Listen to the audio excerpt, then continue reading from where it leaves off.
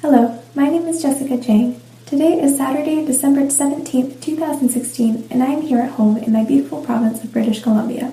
In this first episode of The Big Mess That Is Stress, we will be taking a good look at the true effects of chronic stress on one's mental health and how significant it can be in one's life. Now, if you were asked, how can you differ the stress that most people feel every day to stress that can have a dangerous effect on someone's mental health? Would you be able to accurately respond to that question? Stay tuned and we will find the answer. In today's episode, we will look into the difference between physiological and psychological stress, and we will discover in detail how stress can truly take its toll on the brain. Finally, after peeking into this topic from a more scientific point of view, I will be interviewing a special guest and we will discuss what true mental damage stress can cause. Additionally, we will brainstorm some ideas on how to bring awareness to the dangers of chronic stress. Let's begin by looking at physiological and psychological stress and how it affects the mind and body. First off, we should take a look at some definitions. Physiological stress is when the body reacts to something that is stress-inducing and thus cannot be controlled. Psychological stress is when we, meaning our minds, react to something that is stress-inducing. The significance of the difference between these two kinds of stress is that physiological stress exists for when we find ourselves in dangerous situations. However, humans have a tendency to constantly stress over things for reasons that are purely psychological. That being said, our response to the stressor can have more damage on us than the stress itself, as it never stops. Having a little bit of stress is considered to be healthy, although ongoing stress is extremely dangerous, as it can wear out the body and the brain.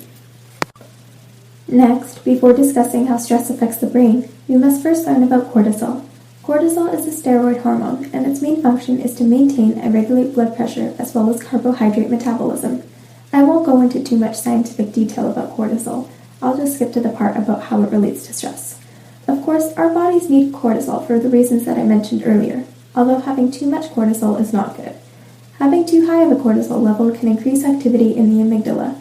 The amygdala is the part of the brain that is responsible for fear.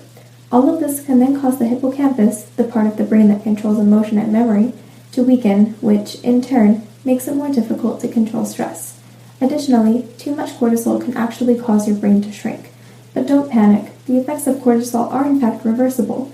This can be achieved through meditation, exercise, or any other form of self-care. So don't stress too much over your cortisol levels, as you won't be doing yourself any favors.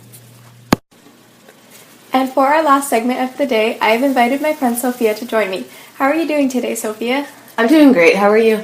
I'm good, thank you. In today's podcast, we have discussed how stress can affect our mental health. Do you care to weigh in? Well, I definitely have had experiences with stress of my own, especially now that we're coming to the end of the semester, which means final exams and such. Understandable. Now, scientists have confirmed that stress can lead to some serious mental illnesses such as anxiety and depression.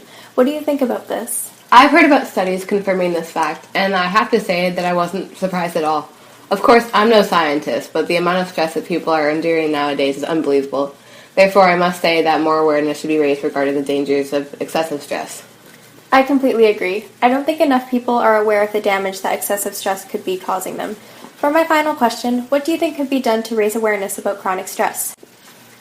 For starters, I think that schools should educate students more about the subject and its seriousness. Furthermore, people in general should try to recognize when their stress becomes too much to handle and attempt to seek help in order to improve the state of their mental health if necessary.